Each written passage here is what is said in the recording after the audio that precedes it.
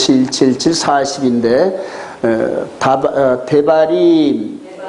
대바림 말씀들 신명기 1장 1절 시작. 이는 모세가 요단 저쪽 숲 맞은편에 아라바 강이야 곧 바란과 도벨과 라반과 하세롯과 디사합 사이에서 이스라엘 무리에게 선포한 말씀이니라 그래요. 하데바림 그래요. 하데바림 하나님께서 선포하신 말씀이다 그래요. 자, 그래서 광야 40년의 여정 가운데 이게 아주 하나의 그림으로 표현합니다. 광야 40년 동안 항상 성막을 중심으로 이스라엘 백성들이 이렇게 유리방황할 때도 하나님께서 항상 가운데 계셨어요. 왜 유리방황 시켰을까요? 왜 40년 동안? 그래, 낮추시고 겸손하게 하고 하나님 말씀이라면 묻지도 않고 따지지도 않고 순종할 수 있는 그런 하나님의 군병으로 만들시기 위해서 이렇게 유리방황하는 가운데서 늘 가운데 하나님이 임재해 계셨어요. 그래서 하나님과 동행하다가 하나님과 이 코드가 맞는 그런 사람들을 이렇게 뽑아냈는데 40년 동안 여호수아와 갈렙 외에는 합격한 사람이 하나도 없었어요, 여러분. 겨우 2명뿐이다 그래요. 노아의 방주 때도 노아의 방주 안에 들어가서 구원 얻은 사람이 겨우 몇 명이다? 8명. 방주를 진 사람들만 그 안에 들어갔단 말입니다. 이게 굉장히 여러분도 우리에게 주는 뉘앙스가 어마어마하게 큰 겁니다. 지금 저와 여러분들이 지금 영의 몸이 들어갈 누에 꼬치같이 집을 짓는 사람들, 그죠? 옷을 짓는 사람들, 이런 사람들만이 혼인잔치에 참석한다니. 성도들의 옳은 행실로다 그러잖아요. 그래서 이런 것들이 굉장히 의미가 큰 것들입니다. 전부 다 40년 동안 있고 난 다음에 이제 마지막 40년 유리방황하는 그 마지막 때에 이 모세를 통하여서 마무리 설교하는 거예요. 40년을 유리방황하는데 요때쯤에는 모세, 여호수아, 갈렙 요 세 사람 외에는 시내산에서 말씀을 받은 사람들 중에서 20세 이상 된 사람은 하나도 없었어요. 그러니까 지금 이 모세의 이 말을 듣는 중에 여기서 여호수아와 갈렙은 몇 살쯤 됐을까요? 한 80 요 정도 됐어요. 요 정도. 나머지는 전부 다 60세 이하란 말입니다. 60세 이하예요. 그래요. 그리고 모세가 120세가 돼가지고 이제 요 설교 마치면은 느보산에 가가지고 이제 죽어야 돼. 이제 죽어야 돼. 그러니까 얼마나 안타깝게. 그러면서 이 40년의 여정을 신명기에서 3번에 나누어서 설교를 해요. 3번을. 근데 모세 입장에서는 정말로 그냥 절박해요. 이 시간은 얼마 없는데 그냥 이 말은 전해줘야겠는데 그래서 가나안 땅에 들어가서 한 명도 낙오되는 사람이 없어야 되는데 이런 목회자적인 심정을 가지고 지금 이 말씀을 쏟아놓는 것이 신명기 말씀이에요. 여러분. 자, 그런데 3500년 전에 있었던 이 사건하고 그 다음에 매칭되는 그림이 있어요. 이제는 2000년 전에 지금 이렇게 미래를 내다보면서 2000년 전에 이제 이분이 미래를 내다보면서 에서버두 사빌라 7교의 말씀을 쏟아놓습니다. 똑같이. 그래서 이 모세는 과거를 얘기하는데 여기서 예수 그리스도는 미래를 전부 얘기해요. 근데 지금 2000년이 지난 이 시점에서 한 바퀴 돌아서 보니까 이때 말씀하셨던 7교의 스토리가 그대로 2000년의 역사예요. 그대로 2000년의 역사. 그러니까 모세는 지나간 시절을 얘기했고 대제사장이 예수 그리스도는 장차 있을 일에 대해서 말씀을 하셨다는 차원이 다르죠, 여러분. 그래서 우리가 말씀을 주시할 것은 이걸 통하여서 여기를 찾으란 얘기예요. 지금 많은 분들이 지금 이렇게 기독교 2000년의 역사 속에서 이 끝자락 이 마지막 되어질 부분을 찾고 있는데 기본적인 그림을 잘못 그려가지고 아무리 열심을 하고 열을 내고 그 다음에 애를 써도 다 틀려. 왜냐면 기본 그림, 밑그림이 달라가지고. 밑그림이 달라서. 그래요. 자, 그래서 이 부분과 함께 이걸 보면서 앞으로 여러분들이 성경을 읽을 때 지금 여기서 나머지 있는 이 역사가 지금 이제 기독교 2000년 마무리가 다 돼가는 이 나머지의 역사가 어디에서 나온다? 이 신명기 이 부분과 여호수아를 통하여서 찾으면 나타나요, 여러분. 그래서 이 계시록이 자꾸 이해가 안 되면은 신명기, 그 다음에 민수기, 그 다음에 여호수아서 또 안 되면은 레위기, 출애굽기, 창세기 이런 식으로 이전에 있었던 일들을 계속 읽으세요, 여러분. 계속 읽으면서 성령님께 그냥 간절하게 열어달라고 기도하세요. 계시록을 또 읽다가 이해가 안 되면 또 이쪽 창세기로, 또 창세기에서 이해가 안 되면 또 계시록으로 가고, 또 안 되면은 또 사복음서로 가고, 또 안 되면은 서신서를 통하여서 이 사도들의 영감을 통하여 미래에 대한 얘기한 것들이 있는데 그것들을 찾아보세요. 자꾸 찾아보세요. 그러다 보면 열립니다, 여러분. 그렇게 해서 찾을 때 마지막 저와 여러분들에게 닥쳐질 미래의 일들을 정확하게 분석을 하고 정확하게 대체를 할 수가 있어요, 여러분. 그래서 저는 지금 그거를 찾느라고 지금 너무너무 지금 고민스럽게 공부하고 고민스럽게 연구하고 기도하는데 여러분들도 함께 기도해 주시길 바랍니다. 오늘 포인트는 이 말씀을 통하여서 이거를 보여줍니다. 이거를 찾는. 자, 40년의 여정을 회고하는 모세인데 우리 한 신명기 1장부터 시작. 이는 모세가 요단 저쪽 숲 맞은편에 아라바 광야 곧 바란과 도벨과 라반과 하세롯과 디사압 사이에서 이스라엘 무리에게 선포한 말씀이라. 호렙산에서 세일산을 지나 가데스바네까지 열하루 길이었더라.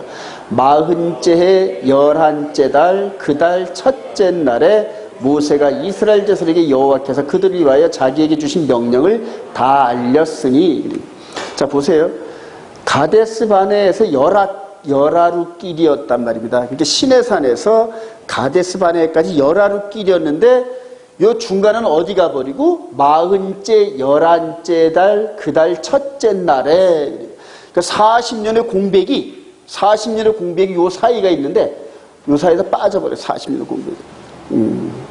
그러니까 40년의 이 광야에 유리방황하는 것은 없을 수도 있었는데 있었다는 얘기거든요. 그래서 40년의 이런 것들을 광야 방황했던 것을 여기서 성령께서 강조하고 있는 겁니다. 근데 이게 앞으로 계시록과 이런 것들을 푸는 열쇠가 되더란 말입니다. 열쇠가 됩니다. 자, 내가 시작. 내가 너희의 조상 아브라함과 이삭과 야곱에게 맹세하여 그들과 그들의 후손에게 주리라 한 땅이 너희의 입에 있으니 들어가서 그 땅을 차지할지니라. 차지할지는. 그러니까 가데스바네에서 이 명령을 했다는 얘기예요. 가데스바네에서.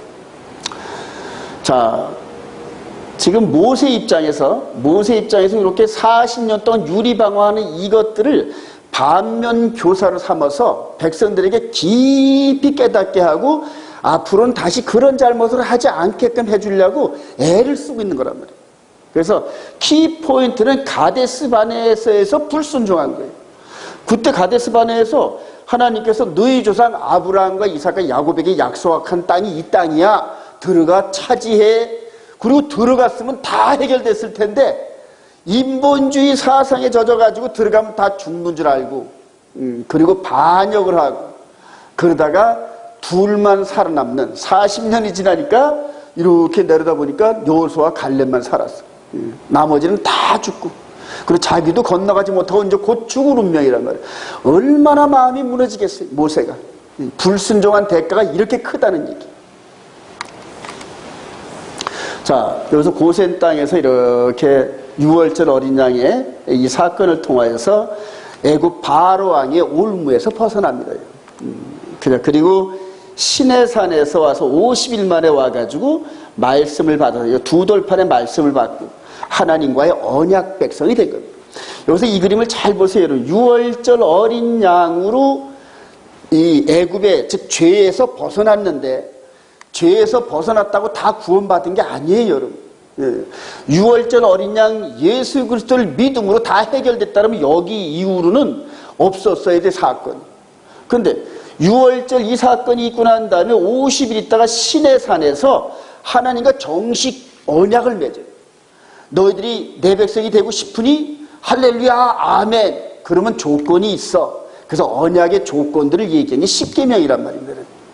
그래서 그 말씀을 받고 다 지키겠다고 전부 다 약속을 했는데 40일도 지나질 않아가지고 금송아지 사건 때문에 언약이 깨져버립니다. 깨져버려요. 저와 여러분들도 지금 예수 그리스도를 나의 구주로 영접하고 새 언약의 말씀이 마음판에 기록된 것 여러분 유념하시기 바랍니다. 근데 이걸 깨닫는 사람이 거의 없어요. 지금 이 마음판에 새 언약이 기록되었다는 사실을 아는 사람이 예전에 저도 몰랐으니까, 목사인 저도 몰랐으니까요. 그래요. 자, 이렇게 해서 언약 백성이 되고, 그 다음에 이제 여기에서 가데스 바네아까지 이렇게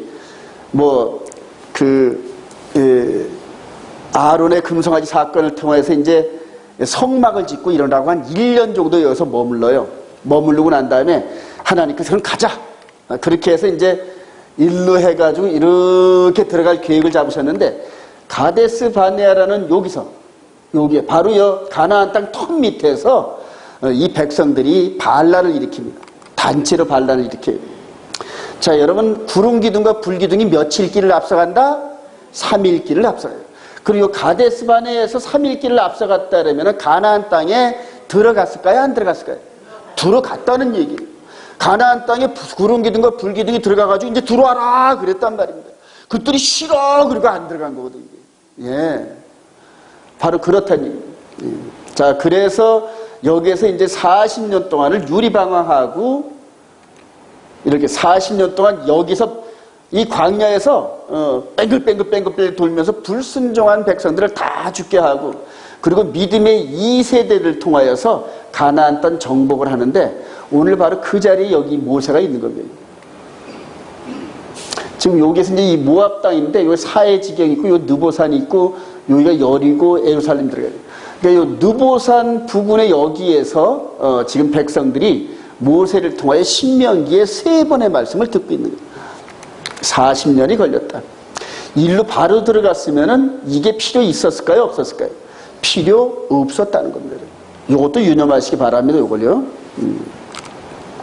자, 그래서 다시 한번 이렇게 출애굽을 하고 나서 홍해를 건너서 이제 한번 회고를 해봅니다. 시내산에서 말씀을 받고 금송아지 사건을 통하여서 또 가데스 바네아 사건, 그리고 불순종한 10명이 현장에서 즉사를 하고, 그래요. 이런 식으로 해가지고 아픈 사건이 있었어요. 여기까지 1년 걸렸던 겁니다. 자, 그리고 이제 가데스 바네아에서 이후로 고라의 반역 사건에 그 다음에 이제 아론의 쌍난 지팡이, 이거는 뭡니까? 불평불만해가지고 노뱀 사건, 이런 것들 그 다음에 여기 누구예요? 발람과 발락 사건. 그리고 지난주에 우리가 역사에 공부했죠? 이게 뭐라고? 백호림, 그리고 첫 열매 백호림. 그래서 이스라엘 12지파 중에서 12,000명을 뽑아냈는데 이게 14만 4천과 똑같다. 이제 이런 얘기를 지난주에 했습니다. 자, 그런데 이거를 지금 이 사건들을 지금 바울 사도가 한눈에 바라보면서 정리를 해요. 이제 이 사건이 이게 뭘 의미하냐? 이게 우리와 적용이 안 된다 그러면 아무런 관계가 없는 거예요. 그런데 이게 어떻게 이제 우리와 연관이 되느냐? 우리 고린도서 10장 1절 시작. 형제들아, 나는 너희가 알지 못하기를 원하지 않으니 우리 조상들이 다 구름 아래에 있고 바다 가운데를 지나니 모세에게 속하여 다 구름과 바다에서 세례를 받고 다 같은 신령한 음식을 먹으며 다 같은 신령한 음료를 마셨으니 이는 그들을 따르는 신령한 반석으로부터 마셨으며 그 반석은 곧 그리스도시라. 그러나 그들의 다수를 하나님이 기뻐하지 아니하셨으므로 그들이 광야에서 멸망을 받은 이러한 일은 우리의 본보기가 되어 우리로 하여금 그들의 악을 즐겨하던 같이 즐겨하는 자가 되지 않게 하려 함이라. 이런 일은 시작. 그들에게 일어난 이런 일은 본보기가 되고 또한 말세를 만난 우리를 깨우치기 위하여 기록되었느니라. 성경에서 같은 말을 2번 쓰면은 너무너무 중요하다는 얘기입니다. 그러니까 본보기, 이거를 이제 헬라어로 토포스라는데 거울이라 그래요. 거울. 그러니까 지금 이렇게 모세를 통하여 이런 사건들, 이런 것들이 그대로 지금 우리 말세를 만나, 지금 마지막 세대인데 바로 예수 그리스도의 통치를 받는 그 세대를 얘기하는 거예요. 그대로 거울이라는 얘기예요. 거울. 그렇게 이런 사건들이 그대로 일어나는데 이런 사건들을 일으킨 주범이 누구다? 사탄이라는 얘기예요. 사탄이 지금 구름기둥과 불기둥으로 인도하는 광야 시대에 따라다니면서 백성들을 유혹했다니. 그리고 넘어졌다는 거거든요. 근데 이제는 영의 몸이, 지금 이들은 육의 몸으로 지금 하나님이 이끌어 가시는 건데, 이제는 저와 여러분들이 영의 몸이란 말이에요. 영의 몸을 이끌어가는 과정에도 사탄이 똑같은 방법으로 우리를 미혹한다니. 거울이란 말이에요. 거울. 그래서 저와 여러분들이 뭔 일이 안 풀리면은 뭐 어디 가서 신령한 사람한테 상담하고 묻지 말고 그러지 마세요. 그냥. 그대로 성경을 읽으면은 성경을 통하여 성령님이 얼마나 잘 가르쳐 주시는지는 몰라요. 그리고 대개 보면은 우리가 잘못한 거를 성령님께서 깨닫게 하시고, 근데 대개 또 그런 데 가보면 또 상담한다는 사람들이 귀에 달콤한 꼬드기는 이런 말만 주로 많이 합니다. 한번 거기에 넘어지기 시작하면은 계속적으로 뭔 일만 있으면 그 사람 쫓아가야 돼요. 세상의 점쟁이들도 똑같거든요. 그러지 마시기 바랍니다. 그래요. 자, 이렇게 해서 본보기가 되는데, 자, 이제 또 여러분들에게 또 이제 저걸 했어요. 요게 육신의 몸이 지금 땅에 묻혀 있는 거고, 요건 모세 시대란 말이에요. 요 안에 있는 속에 있는 요것이 영의 몸인데 예수와 시대란 말이에요. 그래서 지금 아직까지 저와 여러분들이 이 영의 몸이 이 안에 있단 말이에요. 이 안에. 아직 빠져나오지 못했어요. 근데 이게 빠져나오는 순간에 영생체, 그러니까 하나님이 만들어주신 영생체의 몸으로 우리가 이렇게 쏙 들어가는 그런 구조예요. 그렇게 해서 모세를 통하여 보여주셨던 거는 육신의 몸을 예법이고, 그 다음에 이제 예수 그리스도를 통하여서 이렇게 영의 몸을 좀 이끌어 가시는데, 이것이 어떻게 되냐면은 육신의 몸에 있었던 이 일들이 영의 몸을 이끌어가는 거울이라는 얘기예요. 거울. 성경의 구조를 잘 이해하시기 바랍니다. 그렇게 해서 지금 하나님께서 저와 여러분들 영의 몸을 예수 그리스도로 말미암아 컨트롤하시고 이끌어 가신단 말이에요. 그러니까 우리 영의 몸 안에서 예수아가 왕이 되시고, 할렐루야. 이거를 깨달아야 성경이 이제 열리기 시작해요. 자, 그런데 이제 오늘 본문에서 바울 사도가 이제 시작을 하는 겁니다. 사울이 시작. 사울이 주의 제자들에 대하여 여전히 위협과 살기가 등등하여 대제사장에 가서 담에서 여러 회당에 가져갈 공문을 청하니, 이는 만일 그 도를 따른 사람을 만나면 남녀를 만론하고 결박하여 예루살렘을 가져라 합니다. 사울이 길을 가다가 다메섹에 가까이 이르러니 땅에 엎드러져 들음에 소리가 있어 이르시되, 대답하되 주여 누구시니까? 이르시되 나는 내가 박해하는 예수. 사울이 땅에서 일어나 눈은 떴으나 아무것도 보지 못하고 사람의 손에 끌려 다메섹으로 들어가서 사흘 동안 보지도 못하고 먹지도 못하고 마시지도 아니하여. 여러분, 왜 오늘 이거 본문에 시작했냐면은 이것이 가데스 바네아 사건하고 맞물려 돌아갑니다. 가데스 바네아 사건. 잘 이해하시기 바랍니다. 지금 바울 사도가 이렇게 다메섹에 가기 직전에 어떤 일이 있었다? 스데반 집사를 돌로 쳐 죽입니다, 여러분. 돌로 쳐 죽이는데, 요 뒤에 돌로 치는 사람들이 사내들인 공의에 의해서 합법적으로 사람을 죽일 수 있는 권한을 받아가지고 스데반 집사를 죽인 겁니다. 그래서 사내들인, 즉 이스라엘 백성들의 공적인 종교 수장기관인 그곳에서 예수 그리스도를 공식적으로 거부했습니다. 자, 가데스 바네아에서 가나안 땅에 들어가셔가지고 우리 하나님께서 일로 들어와라, 이제는 너희들 땅이야, 들어갔으면 됐는데, 또 마찬가지로 초대교회 시절에 교회를 세워놓고 이 스데반 집사가 전하는 복음을 듣고 순종했더라면은 어땠을까요? 고생을 안 했을 텐데 공식적으로 거부한단 말이에요. 거부했단 말이에요. 즉 가데스 바네아 사건과 맞물려 돌아가죠, 여러분. 자, 그리고 이제 오늘 이 본문의 사건이 다메섹에 가다가 이 사울이 빛보다 더 강한 예수아를 만나는 이런 장면이거든요. 이런 장면이고. 그리고 눈이 멀어버렸어요. 눈이 멀어버렸어요. 자, 이 사건을 가데스 바네아 사건에서 거부하는 그 사건과 맞물려서 한번 여러분들 이렇게 함께 돌아가 보기 원합니다.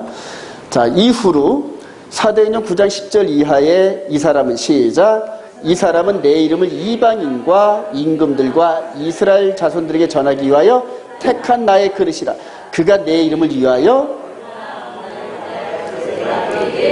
그래요. 하나님께서 택한 그릇인데 한번 이렇게 생각해 봅시다. 하나님께서 이 이스라엘 백성들이 말씀을 거부하니까 당황하셔가지고 사울을 갑자기 선택을 하셨을까요? 아니면 미리 준비했을까요? 미리 준비했단 말이에요. 미리. 즉 이스라엘 백성들이 이렇게 거부할 것을 미리 다 내다보셨단 말이에요. 내다보시고 그리고 그때를 대비해서 누구를 이렇게 선택했다? 이렇게 이 승질 급하고 그냥 뭐 끊임없이 도전하는 이 사울을 선택을 했는데 나중에 이제 바울 사도가 이걸 깨달으면서 나를 복중에서 선택하셨다 그래요. 어렸을 때는 다소라는 곳에서 헬라 철학을 배웠고 그리고 성장에서는 가말리엘 문화생으로 해가지고 이 랍비 교육을 받으면서 아주 양쪽 세계 히브리 헬라적 관점을 아주 동시에 취득한 그러나 아주 인재입니다. 자, 미리 선택하고 때가 되니까 불렀어요. 저와 여러분들도 마찬가지예요, 여러분들. 어느 날 갑자기 부른 게 아니라 쭉 지켜보셔야죠, 하나님께서. 계속 지켜보신 거예요, 계속 지켜보세요. 그러다가 이제 하나님의 사건이 구속사가 딱 부딪히는 그 지점에서 저와 여러분들을 불러내시는데 그 이전에는 저와 여러분들 삶 속에서 부지런히 훈련시키셔요, 여러분들. 부지런히 훈련시키고. 그리고 때가 되면 전부 다 이렇게 모이게 하신다는 한 무대라. 그래요. 자, 아나니아에게 안수를 받았어요. 눈을 뜨는 순간에 새로운 세상이 열리고 그때부터 핍박했던 예수를 증거하는 사도의 반열에 들어갑니다. 자, 우리 갈라디아서 1장 14절 시작. 내가 내 동족 중 여러 영갑자보다 유대인을 지나치게 믿어 내 조상의 전통에 대해 더욱 열심히 있었으나 그러나 내 어머니의 태로부터 나를 택정하시고 그의 은혜로 나를 부르시니까 그의 아들을 이방에 전하기 위하여 그래요. 네. 그래서 바울 사도 나중에 깨달아요. 저도 이제 올해가 이제 64인데 몇 년 전에 불르셨냐 하면 한 30년 가까이 됐어요. 근데 그 이전부터도 사실은 하나님께서 세상 가운데서 그냥 세상 가운데서 경험을 하게 하시고 불러내셨더라고요. 그리고 이제 이렇게 여기까지 이렇게 오게 하셨는데 이 바울 고백을 제가 이해를 하겠어요. 자, 사도행전 14장 1절 바울 사도의 1차 선교지입니다. 이에 시작. 이에 이고니온에서 두 사도가 함께 유대인의 회당에 들어가 말하니 유대와 헬라와 허다한 무리가 믿더라. 그들이 알고 도망하여 루가오니아의 두 성 루스드라와 더베와 그 근방으로 가서 거기서 복음을 전하니라. 그래요. 바울 사도가 1차 전대행을 하는데 안디옥 교회에서 이렇게 출발을 시키죠. 출발을 시켜서 이렇게 해가지고 도는데 여기가 어디냐 하면은 여기가 다소입니다, 여러분. 다소. 여기가 바울 사도가 태어난 곳이 요 다소란 곳입니다. 여기가 철학의 도시고 교육의 도시였는데 요 태어난 요 길리기아, 요 갑바도기아, 갈라디아 요 지역이 지금 터키 지역인데 바울 사도가 맨 처음에 전도지로 선택한 요것이 자기가 익숙한 지역입니다. 자기가 아주 익숙하고 환경과 이런 것들이 낯설지 않은 이런 곳으로 가가지고 그래서 여러분 이걸 보여드리는 이유가 하나님께서 여러분들을 어떤 식으로 인도하시는지 패턴을 보라는 얘기예요. 패턴. 그러니까 맨 처음부터 타 지역에 보내는 게 아니라 자기가 살던 곳 가까운 곳에서 익숙할 정도로 훈련을 자꾸 시키세요. 훈련을 시키세요. 자, 그래 바울 사도가 태어난 요곳에서 이제 1차 전대행을 해가지고 이렇게 돌아옵니다. 자, 2차를 한번 볼까요? 성령이 시작. 성령이 아시아에서 말씀을 전하지 못하게 하시거늘 그들이 부르기아와 갈라디아 땅으로 다녀라. 무시아 앞에 이르러 비두니아로 가고자 했을 때 예수의 영이 허락하지 않으시니라. 무시아를 지나 드로아로 내려가는데 밤의 환상이 바울에게 보이니 마게도냐 사람 하나가 서서 그에게 청하이르되 마게도냐로 건너와서 우리를 도우라 하거늘. 그래요. 그래서 이제 이게 유럽으로 가는 이 길인데 이제 2차 여행입니다. 자, 2차 여행의 출발지도 여기서부터 이렇게 시작되네. 이렇게 시작돼가지고 안디옥을 거쳐서 이전에 있었던 여기 바운다리를 지나서 조금 더 멀리 이렇게 아시아 지역으로 이렇게 맴돌라고 했는데 요쯤에 와가지고 다시 돌아서 일로 돌아오려고 했는데 성령께서 막아버렸어요. 성령께서 막고 난 다음에 2차 때 자꾸 길이 열리는 쪽으로 가다 보니까 여기가 들어와요. 여기 들어와. 이게 뭐냐면 트로이 목마 싸움한 곳 있죠? 바로 거기입니다. 여기가. 동서양의 요충지 중에 요충지인데 이제는 바울 사도를 통하여 복음으로서 요충지를 만들어가는 거예요. 그러니까 들어와라는 데서 길이 바다 쪽으로 열리는 걸 보고 바다 쪽을 이렇게 보니까 환상이 여기 건너 여기에서 이리 와서 우리를 도우시오 하는 환상이 보여요. 그러니까 성령의 음성인 줄 알고 돛담배를 타고 에게해를 건너가는 이 스타트가 시작돼요. 여기 2차 여행. 그래서 생전 가보지도 않았던 이 길을 해가지고 한 바퀴 삑 돌아서 이렇게 돌아오는 장면이 2차. 다음에 이제 3차가 또 여기서 또 시작해요. 3차가 해가지고 이전에 갔던 곳을 또 지나서 갔던 곳을 2차로 갔던 곳을 또 한 번 돌려가서 이렇게 돌아오고 이렇게. 3차. 근데 1차, 2차, 3차 동안에 해가지고 자기가 살던 곳을 중심으로 해서 유럽의 교두보를 확보하고 여기에 빌립보 교회, 데살로니가 교회, 고린도 교회 이런 것들이 전부 유럽적입니다. 그래서 에게를 중심으로 해서 유럽 지역의 근거지를 만들고 그리고 나서 이제 3차 때 돌아오면서 고린도 쪽에서 로마로 가고 싶었는데 길이 막히고 그리고 예루살렘으로 돌아올 수밖에 없는 이 과정이 사도행전 20장 이후로 그리고 이게 돌아오는 길에 예루살렘에 가면 죽으니까 들어가지 마세요 그랬었단 말입니다. 그런데 예루살렘에 들어가가지고 죽기를 각오하고 들어가는 거예요. 사도행전 24장 이후로 이제 또 새로운 길들이 열리면서 로마 길이 열리는데 또 한번 볼까요? 로마서 15장 22절 시작. 그러므로 또한 내가 너희에게 가려 하던 것이 여러 번 막혔더니 이제는 이 지방에 일할 곳이 없고 또 여러 해 전부터 언제든지 서바나로 갈 때 너희에게 가기를 바라고. 서바나가 스페인인데 여러분. 이는 시작. 이는 지나가는 길에 너희를 보고 먼저 너희와 사귐으로 얼마간 기쁨을 가진 후에 너희가 그리로 보내주기를 바라며. 그러니까 로마 교회가 스페인으로 보내주기를 바라면서 그냥 끝도 없는 선교 여행 이 계획들을 계속 갖고 있는 겁니다. 이런 열정을 가져야 자 그러므로 시작. 그러므로 내가 이 일을 마치고 이 열매를 그들에게 확증한 후에 너희에게 들렸다가 서바나로 가리라. 내가 너희에게 나아갈 때에 그리스도의 충만한 복을 가지고 갈 줄을 아노라. 그래서 고린도 교회에서 예루살렘으로 가는 여정에 로마서를 기록하고 보낸 겁니다. 그런데 여기에 이제 그 성령님이 인도하시는 뜻이 있어요. 즉 이렇게 선교 지역을 많이 돌아다녔던 선교사들이 가는 곳곳마다 뭐가 함께 따라간다? 복이 함께 따라갑니다. 이 선교사들에게는 특별한 은사를 부어주셔야 하나님께서 은사를 부어주시고 여기에서 있었던 일 저기에서 있었던 이런 일들을 통하여서 하나님이 이 시대를 이끌어 가시는 그런 경륜과 이런 것들을 조립을 할 수가 있어요. 조합을. 그러니까 저와 여러분들은 맨날 요 분당 야탑 여기 있어가지고 여기밖에 안 보여요. 근데 타 지역에서 있었던 선교사들이 이래가지고 그쪽 지역에 있는 소식을 전하면서 서로 다 연결을 하다 보면은 큰 흐름이 보인다.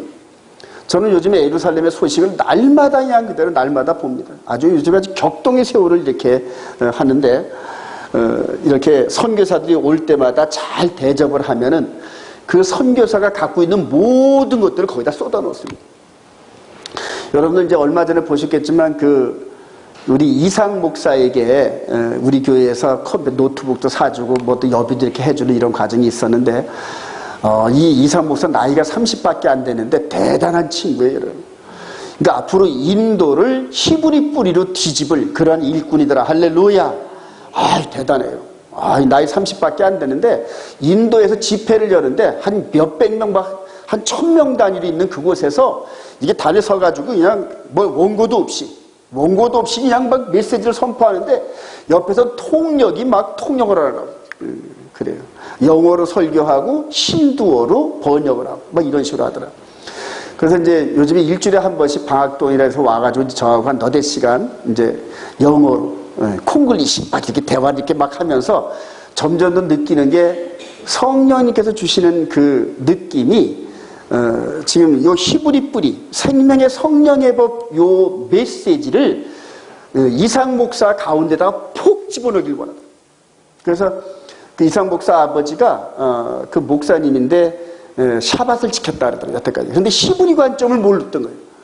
근데 이 아시아 연합 신학대에서 신학을 하는 과정에서 한국에서 히브리 뿌리, 메시아닉 관점의 목사를 찾고 기도하고 기도했다는 거예요. 그런데 어쩌다 저와 연결됐어요. 연결돼가지고 여기 와서 이렇게 하다 보니까는 제가 이렇게 생명의 성령의 복과 함께 여러 가지 소스나 이런 것들을 많이 제공을 했는데 그 친구는 영어가 잘 되니까 이제 저보다 더 빨라요, 습득하는 게. 그래서 내년 한 2월달, 3월달 졸업하고 이제 인도로 돌아가면은 엄청난 역사를 이루실 것 같아요. 할렐루야. 또 필리핀에도 또 지금 이런 것들이 막 열려요, 지금. 이전에 오랫동안 교제했던 그런 사람들이 필리핀에 신학교를 세워가지고 이제 히브리 뿌리 이거를 이제 받아들이기 위해서. 그래서 제가 이렇게 그 메시지를 계속 보내드리는데 이제 그분들이 때가 되면 이제 저를 초청해가지고 이제 말씀을 듣겠다 이렇게 했는데, 필리핀 찍고 그 다음에 인도를 거쳐서 예루살렘으로. 할렐루야. 그러니까 똑같은 거예요, 지금. 똑같은 거예요. 바울 사도의 그 초대교회 때나 지금이나 마찬가지예요. 그래서 여러분들도 이제 덩달아 이제 저하고 함께 가다 보면은 이게 바울 사도가 이제 혼자 다니는 게 아니에요. 여기에는 이제, 마가도 있고, 디모데도 있고, 그 다음에 에바브로, 디도도 따라다니고, 이런 식으로 해서 한 팀을 이뤘어요. 이제 머리도 깎아주는 사람도 있었고, 하여튼 별 사람들이 다 있었어요. 근데 그렇게 해서 후원한 사람이 누구다? 빌립보 교회의 루디아 권사더라. 할렐루야. 그러니까 여기에는 지금 앞으로 그렇게 후원할 사람도 나타나고 또 최전선에서 그냥 그대로 복음을 증거할 일꾼들로 나타나고, 그리고 우리 온 이스라엘 교회가 이스라엘과 연합을 하기 위해서 앞으로 큰 일을 해야 할 줄로 믿습니다. 큰 포부를 가지세요, 여러분.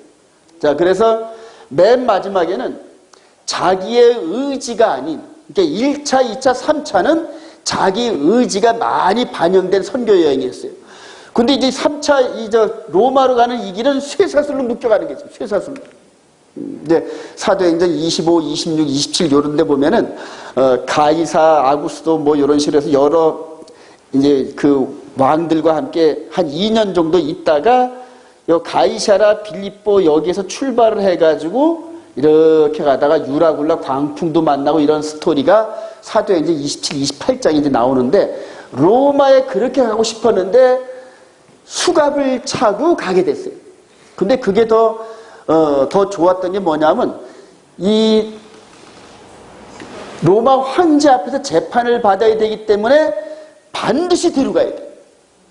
그러려니까 로마 군병들이 그 바울 사도를 그대로 호위를 하려고 몇백 명씩 그렇게 그냥 무장 군인들이 따라다니면서, 근데 그때는 비록 수갑은 찼지만 왕보다도 호사스러운 그런 모습으로 로마에 입성해가지고 죽기 직전까지 그대로 로마에서 복음을 전하는데 불편함이 없을 정도의 삶을 살았어요, 여러분. 자, 이게 마지막 4차 로마 여행. 자, 이게 2000년 전에 요 예루살렘과 로마를 중심으로 이루어졌던 이 선교 시스템이었습니다, 여러분.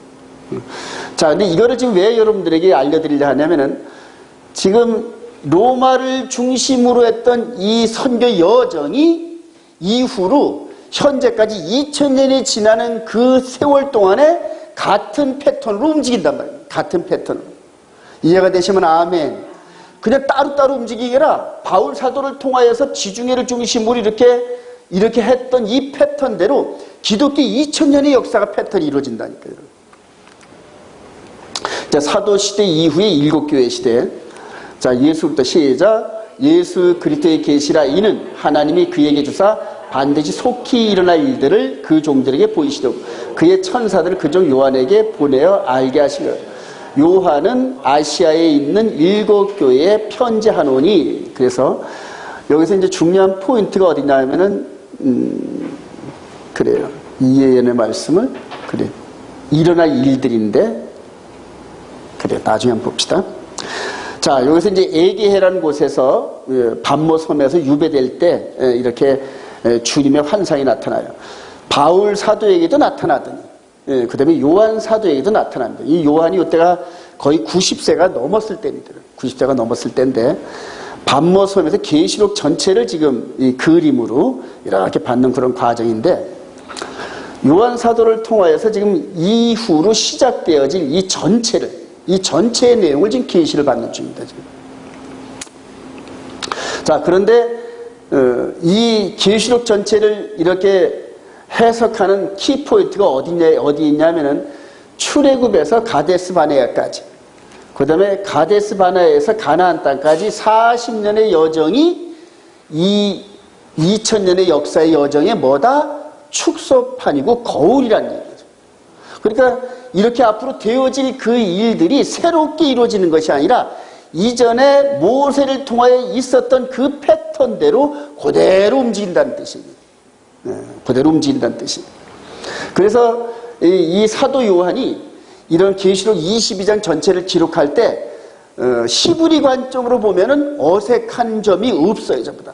아, 이거 어디서 본 것 같은데, 이것도 어디서 본 것 같은데, 이런 식으로 나타납니다.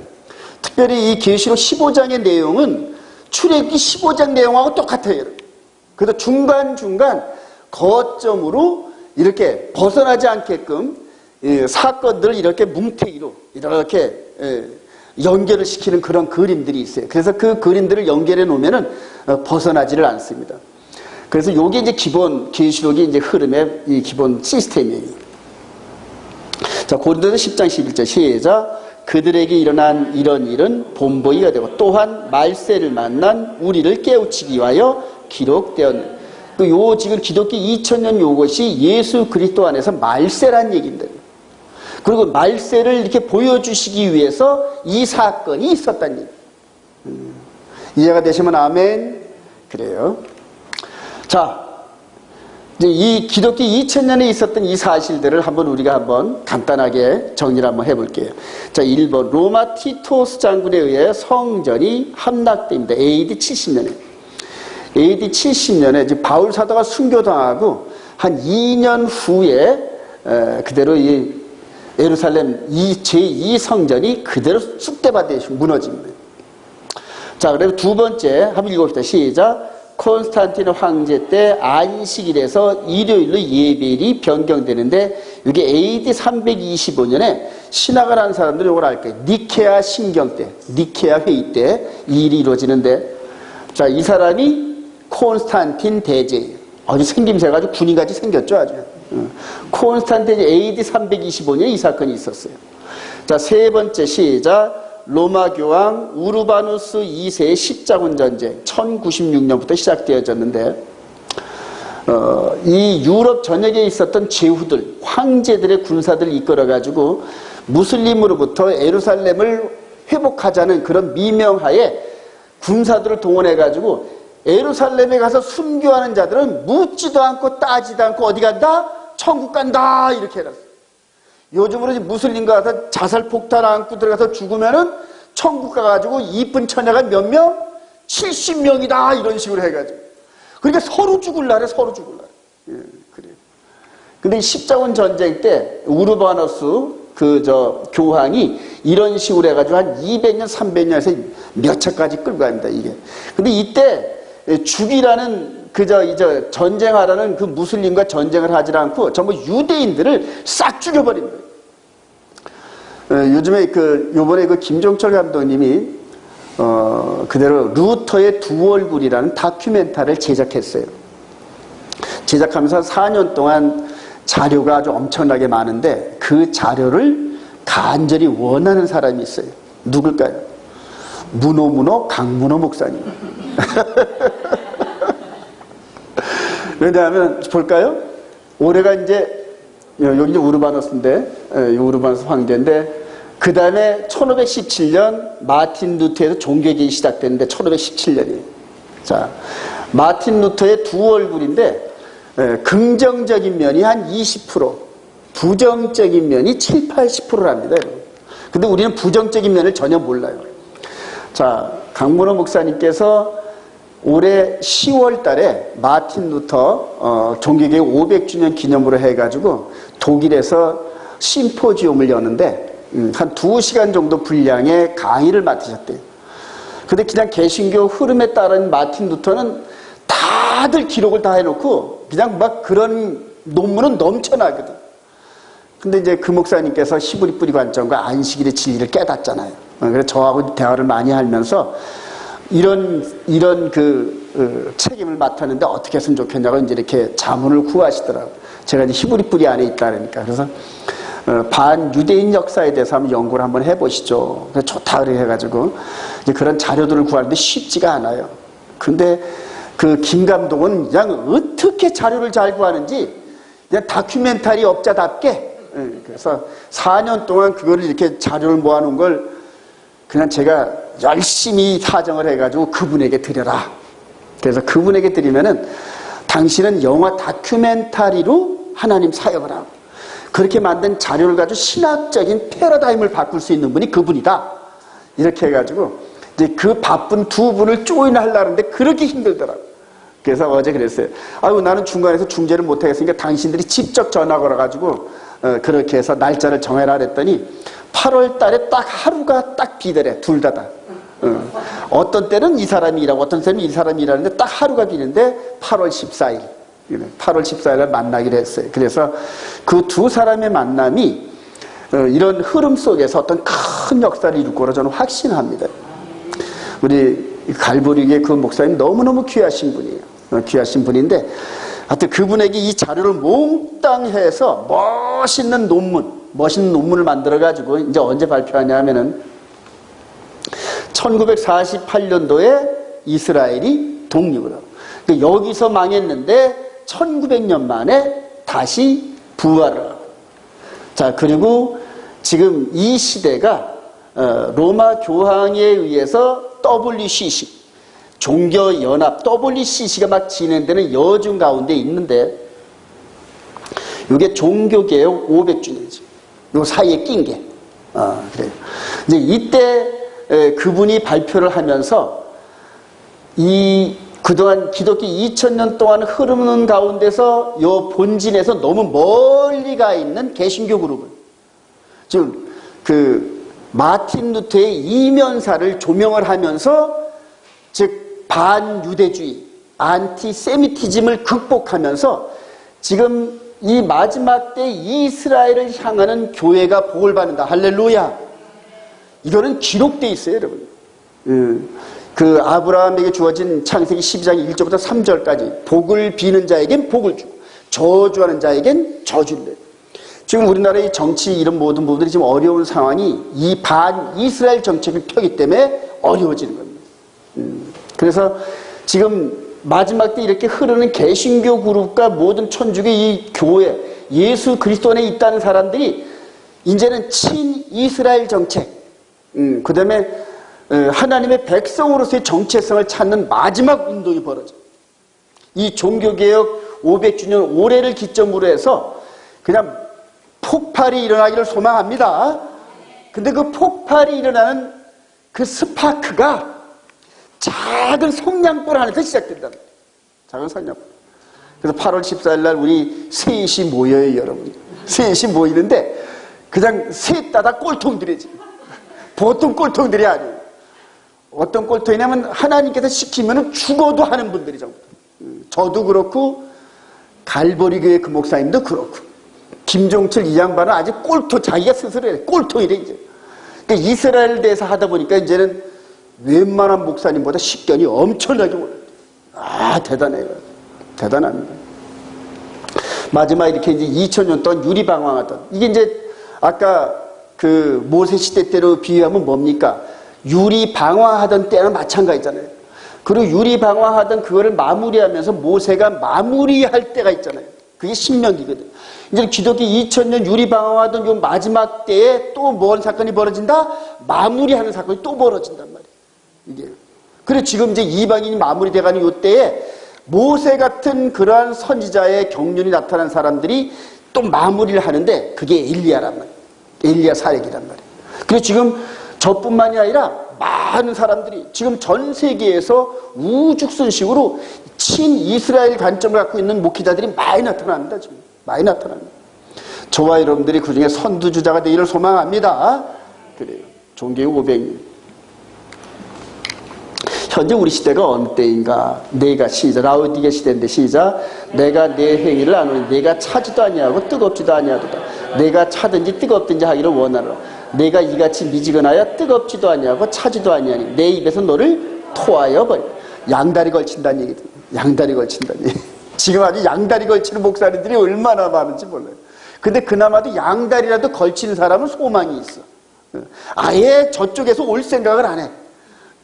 근데 저쪽에서 이렇게 보니까 이쪽에 있는 게 맞는 것 같긴 한데 올 날이 겁이 나고, 그래서 양다리를 살짝 걸쳐가지고 마지막 때 하나님의 역사가 일어날 때 살짝 올라가려고 이런 식으로 폼을 잡고 있는데 그게 자기들 마음대로 잘 안 되거든, 여러분. 근데 지금 마지막 때 봐. 내가 이같이 미지근하여 뜨겁지도 아니하고 차지도 아니하여 내 입에서 너를 토하여 버리라. 귀 있는 자는 성령이 교회들에게 하시는 말씀을 들을지어다. 맨 마지막에 라오디게의 시대란 말이에요. 이 밑에가 라오디게의 교회의 모습입니다. 근데 교회가 왜 뜨겁지도 않고 차지도 않냐면은 온천물이 먼 곳에부터 흘러온답니다. 그래가지고 뜨거웠던 물이 한참 흘러다 보면은 뜨겁지도 않고 차지도 않고 미지그지. 여기 보세요. 물맛이 미지근하게 생겼죠. 이게 라오디게에 있는 거란 말이에요. 이게 라오디게에 가면 이게 있답니다. 이게. 자, 이런 시대인데 하나님께서 이제 말씀으로 마무리를 짓고 있는 과정 중에 있어요. 그런데 그럴 때 이 사탄의 이 움직임이 종교와 정치를 움켜잡고, 종교를 시스템 움켜잡고, 정치 시스템 움켜잡고, 자, 그리고 종교를 연합을 시키고 있잖아요. 그 발람과 발락 사건 때도 종교와 정치가 연합을 똑같습니다. 흐름이지. 자, 이방인의 시대가 끝나간다 그래요. 신명기 1장 1절 이 부분인데, 이방인의 시대가 이렇게 마무리 져가는 요게 이제 오늘 본문의 말씀입니다. 자, 그런데 라오디게 시대에 지금 이거 똑같은 그림이죠. 자, 이때는 이분께서 계시록 1장 1절에 7별과 그 다음에 불꽃 같은 눈동자와 이런 식으로 해서 나타나서 모세와 함께 우리 예수 그리스도의 사역이 2000년부터 시작되면서 지금 마무리가 될 때입니다. 마무리가 될 때. 여러분들 가족들을 위해서, 자녀들을 위해서 기도 많이 하세요. 저도 우리 두 아들을 놓고 기도 많이 하는데 언제 이방인의 샷다가 내릴지 진짜 몰라요, 여러분. 이제 어느 날 갑자기 이스라엘에서 사건이 마무리되고 그러면 이제 구속의 역사가 끝납니다, 여러분. 아주 급박한 시대가 있는데. 그래요. 요 부분 가운데서 이렇게 오늘 마무리가 됩니다, 여러분. 모세 시대의 신명기의 말씀과 그다음에 예수 그리스도 시대 계시록 시대인데, 요걸 기점으로 해서 여러분들 큰 그림 안에서 여러분들 스스로 성경을 많이 읽고 연구하세요. 제가 자세한 것까지 설명을 하려면은 한두 끝도 없어요. 그래서 큰 그림 안에서 오늘 신명기의 말씀이 계시록의 이 부분과 매칭이 된다. 그렇게 해서 계시록 부분을 잘 연구하시기 바랍니다. 우리 결론에 이릅니다. 오늘 시작. 오늘 주어진 말씀을 통하여서 광야 시대의 40년과 기독교 2000년의 역사를 비교하면서 우리들의 영적인 좌표가 어디쯤 와 있는지를 가늠하시기를 바랍니다. 더불어서 마지막 시대를 대표하는 라오디게 교회의 특성은 차지도 않고 그렇다고 뜨겁지도 않은 미지근한 신앙이라 한다. 이는 마치 아방 시대의 갈멜산에서 엘리야 선지자가 바알 선지자들과 결투를 벌일 때 이 편도 아니고 저쪽 편도 아닌 우왕좌왕하는 백성들의 모습과 닮은 꼴인 것입니다. 그러나 성령님께서는 반드시 어느 한쪽에 속해 있기를 원하시고 또한 결단을 요구하십니다. 그리고 올바른 진리의 길은 항상 좁고 협착한 곳에 있다고 말씀하십니다. 비록 어렵고 힘이 들지만 성령님의 인도하심을 따라 좁은 길, 주님께서 걸어가신 십자가의 길을 가시기를 소망합니다. 그리하여 우리 인생의 신앙의 인생길에 후회함이 없는 삶을 살아가시를 주님의 이름으로 축원드립니다.